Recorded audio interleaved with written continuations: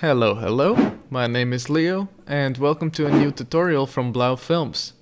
In this tutorial we're gonna have a look at how to add some depth to drone shots.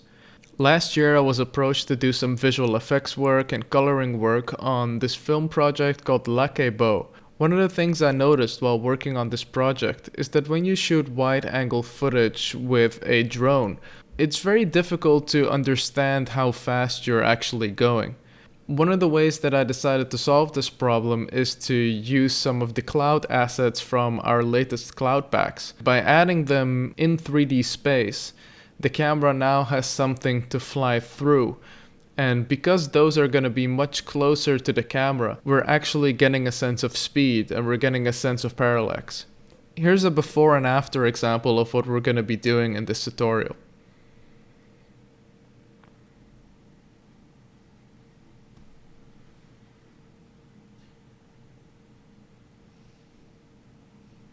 Before we start, if you're wondering where to get those cloud assets and you want something that's very high resolution, you can get them right over here on my personal ArtStation account.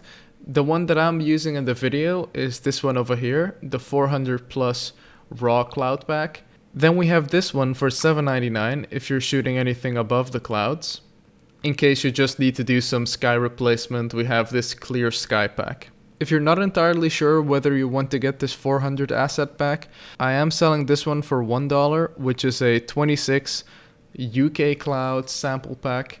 Inside of the 400 raw pack, there is a category called single clouds, and these single ones are the ones that we will be using for the push through. Let me just open one of them so you can see what they look like. We need them to be completely soloed out so we can just key them out and then have several of them scattered throughout the scene. Let's go from the bottom to the top to see what we actually have in the scene. At the bottom, here's our DJI footage. We have a camera pulling back while tilting up. We're going to use the bottom plane as a tracking surface, and then we're just going to make sure we add some clouds on about the same level of height as what we're seeing in there. And then once we go backwards in the frame and move forward, we should be in a clearer space and then move back into a more cloudy space. I selected the clip and I went to animation, track camera, and we ran through the 3D tracker. But after you did your tracking, you will have a 3D camera and a tracking null. As you can see, our null is now aligned to the floor and is on the null position of the frame. To make sure we have a clean track, I've created these two layers over here, which is simply a text called track, positioned in 3D space, and then a solid with a grid effect that has also been positioned in 3D space. They both use the same anchor point position. And as you can see, they're tracked rather nicely.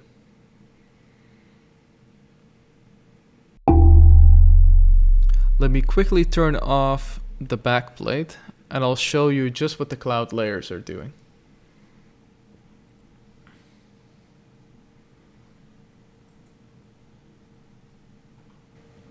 That's the 3D camera that has been defined by our track. There's a red dot in the middle, that's our tracking null. That is the center of our frame. And then these clouds all the way here are further into the distance. And these over here are the ones that we are pushing through. We are never truly pushing through a layer, but the camera is very close up here and then we move out all the way until at the end we are here. Now let me show you one of them separately. Let's open into this one.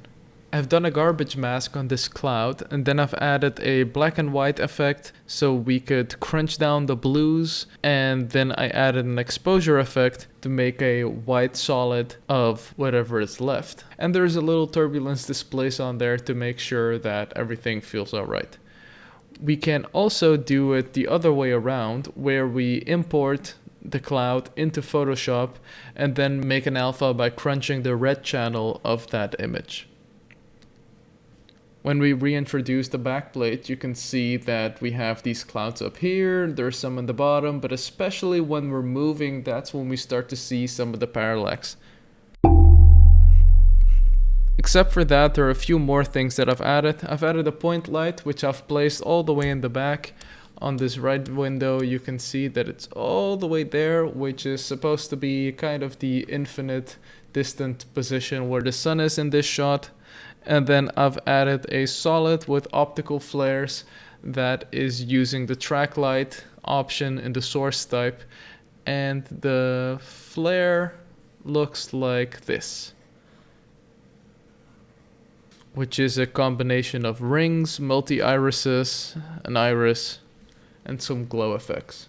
I've pre-composed everything. The aspect ratio was supposed to be 235:1, so changed that. Added a Bezier warp with a 80 pixel vertex shift on all the vertices, a shift channel, red, green on the second one, blue on the last one, optics compensation on the two top ones, and I put the two top ones to add. Finished it off by giving an exposure control adjustment layer with a subtracted mask with a feather of 400, and then on top of that a quadrant of cine grain to finish everything off.